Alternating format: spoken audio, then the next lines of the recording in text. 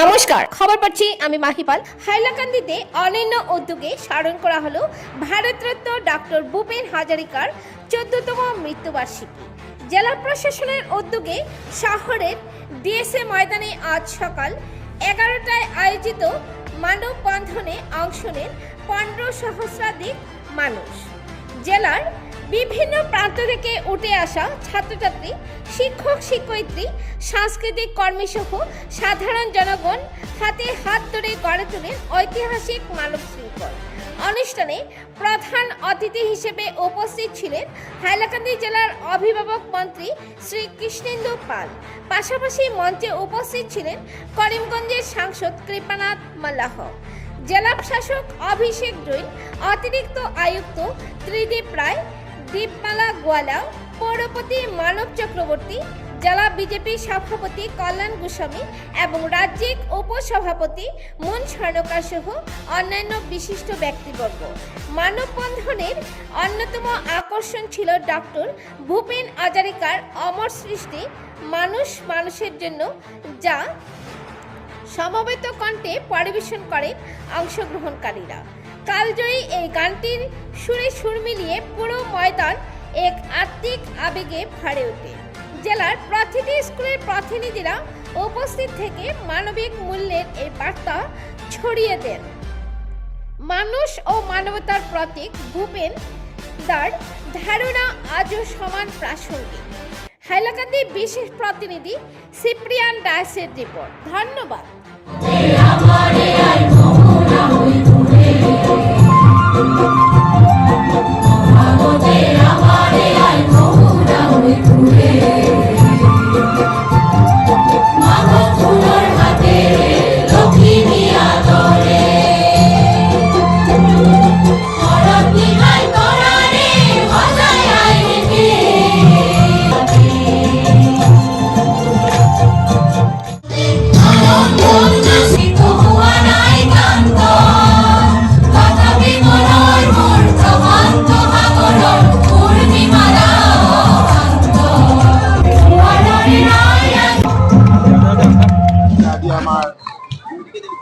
Sudhakantha doctor Bhupen হাজাৰিকাৰ প্ৰয়াণ দিৱস।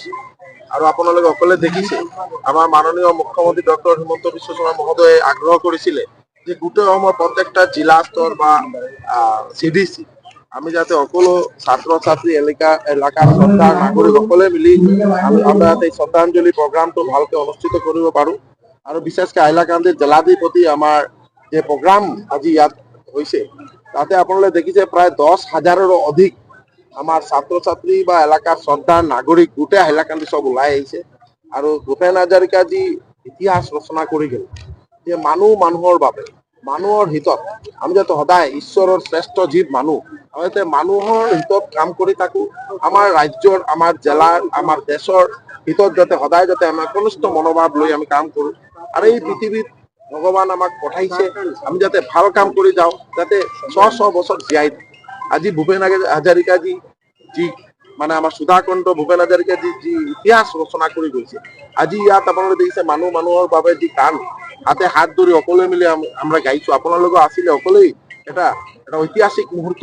আৰু বিশেষকৈ এই যে আত্মাৰ মিলন, আজি সকলো মানে হিন্দু, মুছলিম, বৌদ্ধ, খ্ৰীষ্টান সকলো ৰাইজ একেলগে হাতে হাত মিলাই যাতে কেনেকুৱা হাইলাকান্দিখন আগবঢ়াই লৈ যাব পাৰো, কেনেকুৱা গোটেই বৰাক উপত্যকা অসমৰ উন্নয়নে আমি যাতে হাতে হাত মিলাই আমি যাতে সকলে একজুট হৈ কাম কৰিব পাৰো, তাৰ কাৰণে সকলে মিলি আজি এই যে গান এইটো মিনিংফুল, যাতে এই গান বা আমাৰ ভূপেন হাজাৰিকা মহোদয়ে যি মানে প্ৰত্যেকটা গান আপনাৰা দেখিছে যে প্ৰত্যেকটা we are same board father, হ্যাঁ মানে এই যে গানবোৰ গাই গৈছে মানে একদম মানে প্ৰত্যেকটা মিনিংফুল আৰু আত্মা চুই যায়।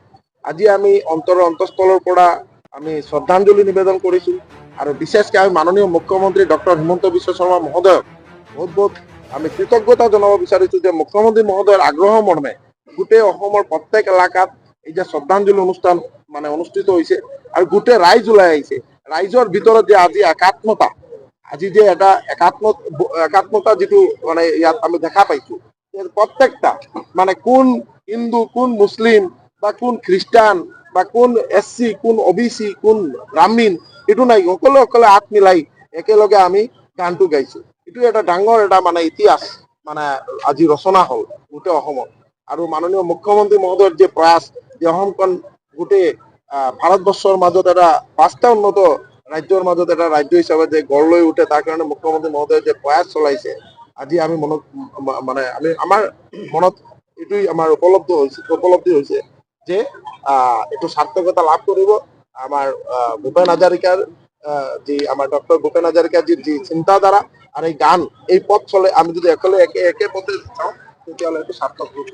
আপোনালোকে দেখিছে যে আমাৰ পাথাৰকান্দিতো আমি এটা উদ্যোগ লৈছো যাতে আমাৰ ইয়াত এটা মানে ডাঙৰকে এটা আমি যাতে আবক্ষ মূৰ্তি আমি তাতে স্থাপিত কৰিব পাৰো, তাৰ কাৰণে আমি নিজে উদ্যোগ লৈছো। প্ৰত্যেকজন বিধায়ক বা আমাৰ ভাৰতীয় জনতা পাৰ্টিৰ সকলো কাৰ্যকৰ্তা বা প্ৰত্যেক ৰাইজ মানে এইটো খুব ভাল পাইছে। আৰু এইটো মানে মুখ্যমন্ত্ৰী মহোদয়ৰ আগ্ৰহ, আৰু মুখ্যমন্ত্ৰীয়ে যিটোৱে আগ্ৰহ কৰে গোটেই অসমৰ ৰাইজৰ হিতত বা অসমৰ ডেভেলপমেণ্ট কেনেকৈ অসমখন আগবঢ়াই লৈ যাব পাৰে, তাৰ কাৰণে মুখ্যমন্ত্ৰী মহোদয় সদায় মানে প্ৰয়াস চলাই আছে।